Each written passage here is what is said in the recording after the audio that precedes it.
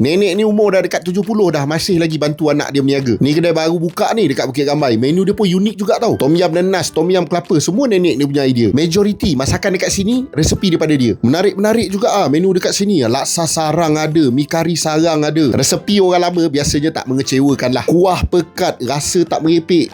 Tahu tak Kak Long Western yang dekat Pantai Puteri dengan Cheng tu? Yang ini kedai baru dia dekat Bukit Rambai. Menu makanan yang sebelum-sebelum ni dia jual semua ada dekat sini. Tapi dekat sini dia ada tambah-tambah lah menu-menu baru. Semua orang tahulah dia punya western macam mana kan. Pasta dia pun puas hati makan. Baru sangat lagi dia berniaga dalam 7 ke 8 hari. Kalau tak silap dulu kedai ni kedai jual kapet. Tapi rasanya menarik jugalah dia berniaga dekat sini sebab ruangan lagi besar. Masa saya ambil video ni dia bagi tahu saya kedai ni start berniaga pukul 7 pagi. Tapi pagi menu-menu sarapan lah. So kalau korang ada kelapangan esok pun dah boleh pergi dah. Kan saya bagi tahu tadi kedai dia ni tak jauh daripada Family Store Bukit Rambai. Tapi Family Store tu sebelah kiri, dia sebelah kanan. Kedai dia betul-betul tepi jalan, mudah nak nampak lah, warna biru ni. Boleh nampak Kak Long Western. Okay, bye.